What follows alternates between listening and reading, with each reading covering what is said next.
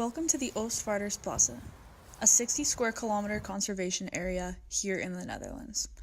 In the 1960s, the province of Flevoland was taken from the sea, intended for industrial purposes. With the help of biologists, a portion of the province was converted into a nature park for the purposes of restoration, which we now know as the Oostvaardersplassen. Restoration, returning a damaged ecosystem to its historical trajectory, as defined by Daniel Simberloff, is a crucial aim of the ecologist Frans Vera. Vera, the leader of the OVP project, decided to use the Pleistocene epoch as the reference state for the park. The park is highly controversial for a variety of reasons, particularly in relation to human management measures in the park. In the book Feral, George Monbiot says that we should not be afraid of unplanned and unstructured nature. Based on his point of view and on the OVP aim to have little human intervention, we decided to look into the park management practices and to investigate the necessity of these actions. Rewilding is a process that strives to minimize human intervention, as human impacts on ecosystems and biodiversity are some of the biggest challenges facing modern society. As rewilding projects are gaining momentum, it is important to look at the OVP to evaluate how effective these management practices are. They can thus be used as a case study in the greater context of rewilding and restoration techniques. Management in the OVP can help us to understand what is necessary, what is not, and where is the line to be drawn on human intervention in restoration. The main human management practices are the presence of a fence, the creation of shelters, management of water, and the killing of animals unfit to survive the winter, also referred to as early reactive culling. After investigation and research into these practices, it became clear to us that the Oostvaardersplassen is dependent on human intervention to be sustainable in the long run.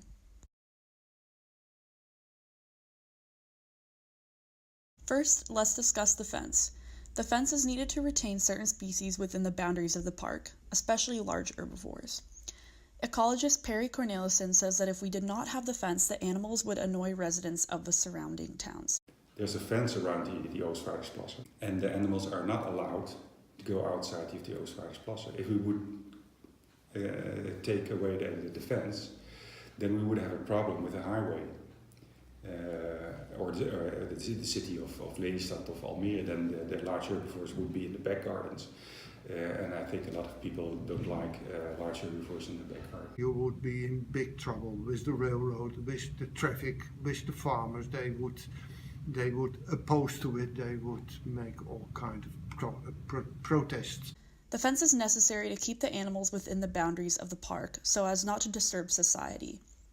Therefore, it is not of large ecological necessity. The percentage of survival of the animals of the winter is not different from areas where there are large predators and there is no fence. So the fence is not discriminating in relation to how the animals live there and the numbers that survive the winter.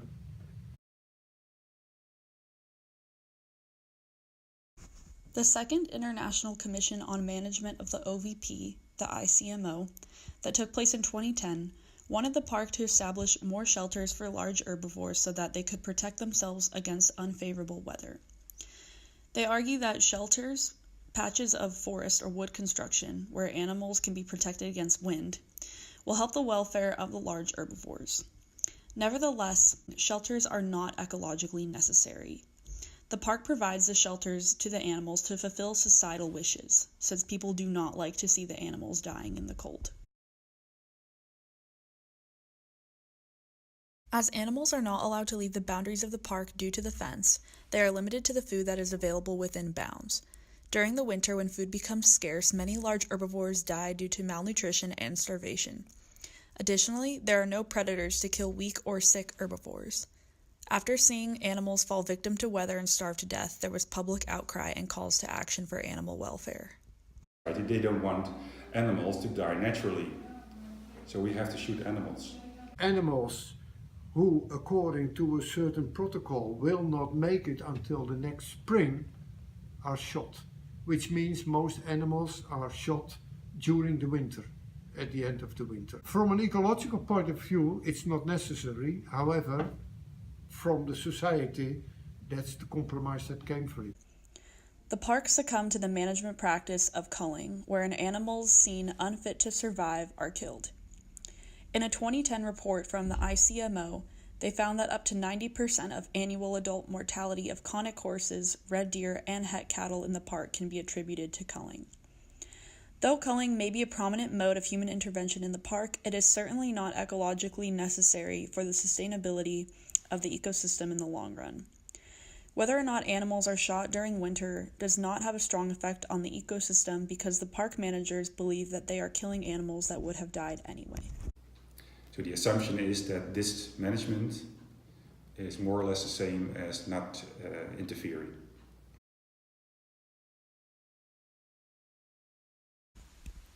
Since this area used to be underwater, constant water management of the park for the maintenance of various ecosystems is necessary. It is water management that keeps the grassland, grassland, and the marsh, marsh. So what would happen if water management were to be stopped today? If you would do that, it would have an immediate effect on the landscape. And it would also have an immediate effect on the populations of large herbivores. And that's, of course, something you can't do. Because then everybody is coming to the Oostvaardersplassen protesting that we are killing the animals. Because if it becomes wetter and less food for large herbivores, then maybe 60 or 70% of the population will die. This management of water is the most explicit and necessary form of human intervention. Without draining water, the grassland would not exist, and therefore the large herbivores that are so characteristic of the park would no longer have a habitat. Without water management, the marshland would dry out and cease to be marsh.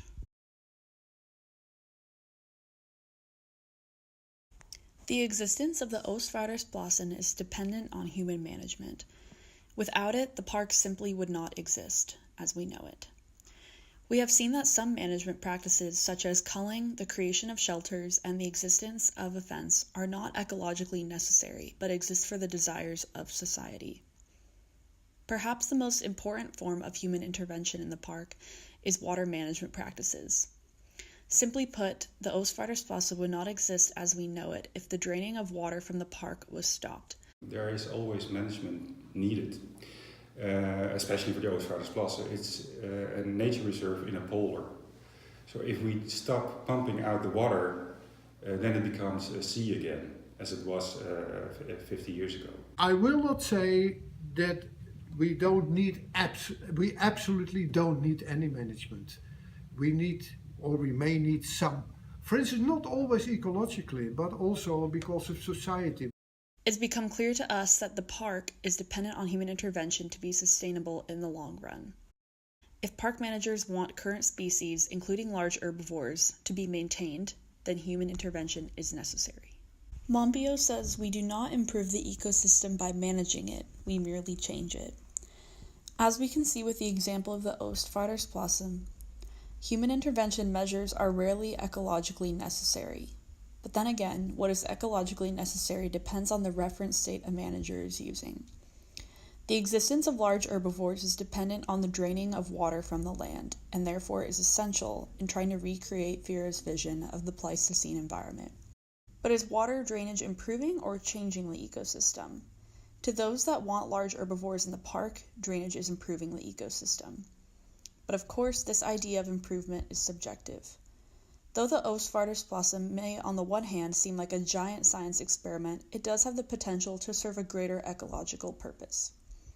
The park serves as a safe resting place for migratory species, such as birds migrating from Scandinavia to Africa, and is a stepping stone for the distribution of species throughout the Netherlands. Oostvaardersplassen, it is managed, so it's on the scale it's more to the left where there is a lot of management, but it's a very important area for nature, because the Oostvaardersplassen is one of the stopovers for bird species that fly from Scandinavia to Africa.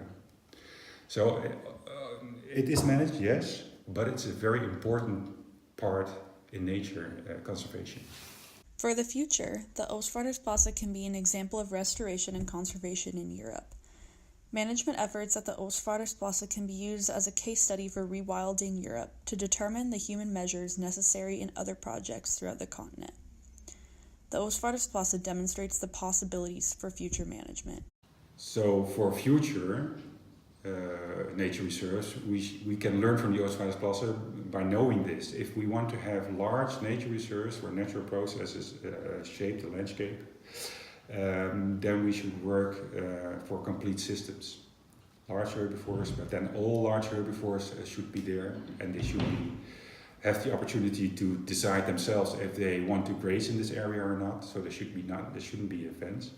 Large predators should be there. It should be a heterogeneous area, so you have clay soils, you have peat soils, sandy soils, and different water levels. And then I think we have a nature reserve where natural processes really determine the landscape.